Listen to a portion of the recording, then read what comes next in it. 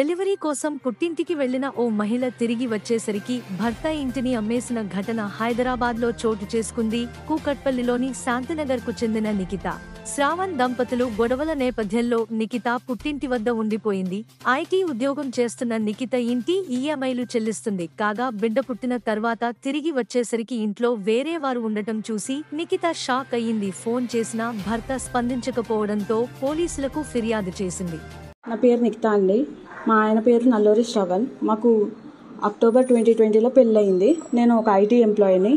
నేను డెలివరీ అయిన తర్వాతకి మా పుట్టింటి నుంచి ఇక్కడికి వచ్చానండి. వచ్చేసరికి ఇల్లు లాక్ చేసి ఉంది. నన్ను లోపలికి రానివ్వట్లేదు.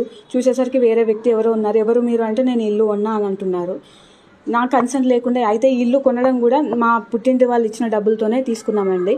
ఇల్లుకు లోన్లో కూడా నేను ఉన్నాను. ఇల్లు ఈఎంఐ కూడా నేను ఇచ్చానండి. ఇల్లు ఈఎంఐ కూడా కట్టాను.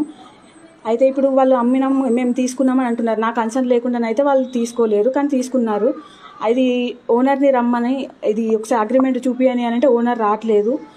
మీ అమ్మిన వాళ్ళు అమ్మితే మీరు ఎలా తీసుకుంటారు, వైఫ్ కన్సెంట్ ఉండాలి కదా అని అంటే వాళ్ళు రావట్లేదు, డాక్యుమెంట్స్ చూపించట్లేదు, మేమే ఓనర్స్ అని అంటున్నారు.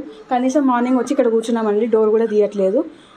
చింత బిల్లం పట్టుకొని అప్పటి నుంచి ఇక్కడే కూర్చొని ఉన్నాండి. అవునండి, నేను కడుపుతో ఉన్నప్పటి నుంచి నన్ను ఇబ్బంది పెట్టడం స్టార్ట్ చేశారండి. నాకు 5వ నెల ఉన్నప్పుడు పుట్టింటికి వెళ్ళానండి. అప్పటి నుంచి నాతో సరిగ్గా ఉండకుండా, సరిగ్గా మాట్లాడకుండా ఇష్యూస్ అయితే ఉన్నాయి.